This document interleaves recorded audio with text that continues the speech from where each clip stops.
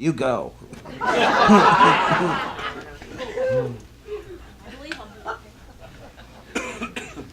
So hearing this song for me, at least for me in this context, it's a very different song than what I used to hear when I heard it in the play and the movie and everything, and to hear it that they were trying to change who I am rather than who I behave as. Change my thoughts so that I can know who I am. That's to me the point of doing a song like that in church, is to rethink it so that I don't keep thinking I'm bad, that there's something wrong with me. There's nothing wrong with me. I'm God's beloved child, called beautiful. Good heavens, what more do I need for the I am of me? It's my thinking that gets confused, that enables me to forget frequently. That enables me to forget who and what I am. We are what we are. We're always going to be what we are. God's beloved child, called beautiful. In the Science of Getting Rich class on Tuesday night, we talked about Mr. Waddles, who wrote the book, Wallace Waddles, he talks about how we must leave the competitive world behind. We must leave the competitive world and live in a creative world. Living in a creative world, I can create my life. I can create, because I'm no longer trying to get ahead. Get ahead of who? How do I get ahead of myself? Here I am. I can't be here and try to get up there and leave me behind. What does that mean? You know, if I'm spending time trying to get rid of the bad, that's what I'm thinking about. I'm not creating a life I love, a thought I love. I'm still stuck with the old ones. Now, something that I found fascinating, we did an exercise Tuesday night that I really liked. I had people break up into pairs, and if you were with a spouse, I asked you to talk to somebody else. And what I asked each partner, there was partner A, partner B, and for the first 5 minutes, partner A talked about the wealth of their spouse. Talked about how wealthy their spouse was for 5 full minutes. And if you don't know, that can be a long time. And the other partner was not to say anything. And then they switched. And for what I witnessed, I witnessed some wonderful things come out of that 10-minute time here. Because one person said, I see that I need to see my spouse differently than I've been seeing them.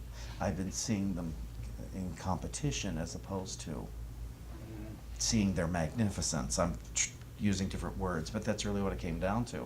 I've been seeing them different, and I need to see their magnificence.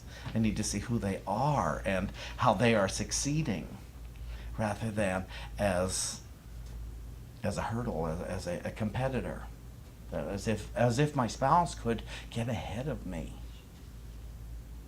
And that was wonderful. And then the other thing that we talked about Tuesday night was how everyone is on our side. Everyone.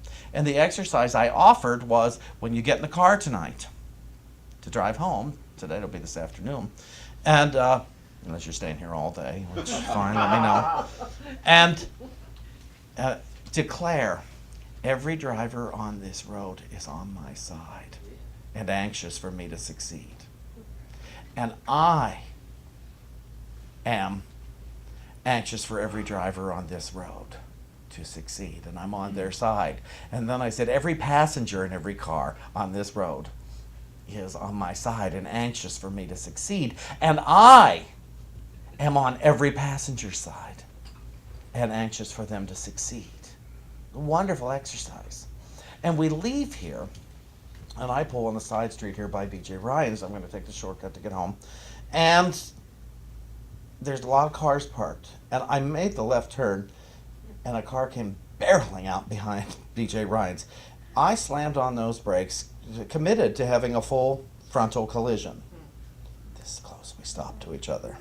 This close. Now, my first instinct at one time would have been to be quite upset. I can't tell you my body didn't have that. But he backed up, and I went on. And it was within seconds I remembered, every driver is on my side.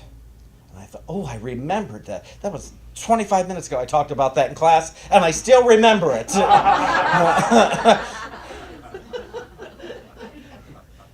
And I thought, I don't know how that driver is on my side, and I'm not sure how I'm on his side. But I was just so grateful to even remember that we had talked about it. That we had talked about it in class and made a commitment to think about it. That every driver on this road is on my side, and I'm on the side of every driver. I'm anxious. I'm anxious. In the book, it says that invisible spirits, I can't remember the exact quote, but it says that, the thinking stuff, it says, is even more anxious to give me my good than I am to receive it. And that to me went with, your joy is chasing you down the street. Your joy is chasing you down the street. Because you see, we are what we are. We're never not going to be what we are. We may behave as we are not. We may think as we are not, but we're still going to be what we are. And that's everybody. There are no exceptions to this. None. None, none, none. No exceptions to this. That's what this morning I was in my office and I was writing the Wednesday newsletter for May 5th. And it's about I could be waiting a long time if And mostly I could be waiting a long time if I'm waiting for you to change. If I'm waiting for my parents to give me a better childhood, what have you. And I could be waiting for a very long time.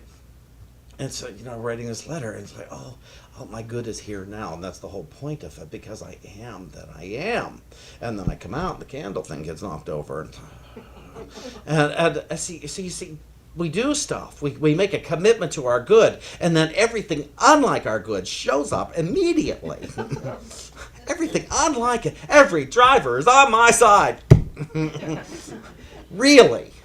Really? Yes, every driver's on my side. My parents were on my side as a child, but it sure didn't look that way. But it has to be the truth. Everyone is on our side, whether it looks like it or not. I'm on everyone's side, whether it looks like it or not. If I am unkind to someone, I could not do that in my awareness of God. I could not go out in my awareness of God and be unkind to someone. I have to forget who I am in order to serve that way. Are you clear here? I have to forget who I am in order to serve in an unkind way. But I'm still serving. And I don't know how. And those who are unkind to me are serving. And I don't know how. All I know is they had to forget who they were in order to do it. They had to forget that they are what they are. And you look through our history books, and so many people have spent so much time forgetting who they are in order to serve us, to get us here today. To right now in this body with these thoughts and this opportunity to love ourselves exactly as we are. With all of my past and everything I think about my past. To love myself and my life exactly as it is. Not as I think it is, but as it is. So you see, if I could put my story of what I think this is aside, then it can be as it is. And if love is the reality, if love is the only truth, then it is good. I am as I am, and I am good. I am that I am, and I am good. You are that you am, and you am good. It is the only possible reality. It is one of many possible experiences. But the only possible reality is love. And so, could I bear to put my story of my pain down. Go ahead and have the pain. But the story of the pain that I think will save me, that I think will protect me, that I think will make it less painful, but it just prolongs the pain, and more stuff comes up for me to feel it. Because what are feelings for except to be felt? And so more and more opportunities come up, and they get harder and harder and ouchier, and in order for me to finally just feel it rather than name it, rather than claim it. Because we are what we are. And we're never not going to be what we are. So you see, it doesn't matter if unkind words have ever gone between us. We're still what we are. And we may continue to forget who we are, but that doesn't mean we're not who we are. That's what I love about the New Thought message. Truth is always going to be true, whether I'm telling the truth or not. Truth is always going to be true whether I feel it or not. Good is always going to be good whether I feel good or not. Love is going to always be love whether I like you or not. Love is always going to be love whether you like me or not, because the like is about personalities. Like is about agreeing with each other's moods today. That's all that's about. But the truth of my being is, I'm God's beloved child, and I am called beautiful. No matter what my hair looks like, no matter what my skin looks like, no matter how much I weigh or don't weigh, no matter what you think of me, I am God's beloved child. And no matter what I think of you, you are God's beloved child. We are not dependent on what each other thinks of each other. But I'm going to tell you, the joy that I experience is dependent on what I think of me. And that's my choice.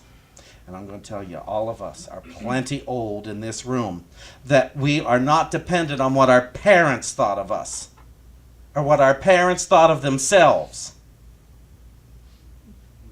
on whether we can choose joy today. We are not dependent on that. We're not dependent on what happened in our past, on whether or not we can choose to love ourselves today. And so, as we go from here, thinking, I am what I am, what's the next choice for love? What is the next choice for joy? It may be therapy. It may be to delve into all of the pain in the world. But let's not kid ourselves that our pain is our dictator. Let's not kid ourselves that our childhood or anything, that our money, our body, or anything is our dictator on how we should feel. I am a beloved child of God. I should be joy-filled. I am a beloved child of God. I should be love-filled. I'm a beloved child of God. I should be whole in mind that leads to wholeness in body. I'm a beloved child of God.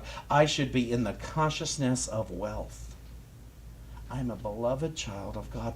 I ought to be aware that I am a beloved child of God.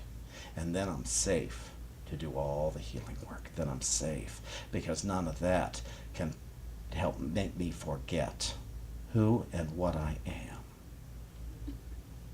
And so you see, I am that which I am.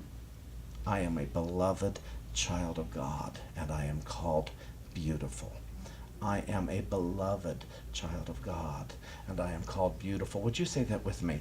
I am a beloved child of God, and I am called beautiful. Say it again. I am a beloved child of God, and I am called beautiful. And one more time. I am a beloved child of God, and I am called beautiful. And so it is.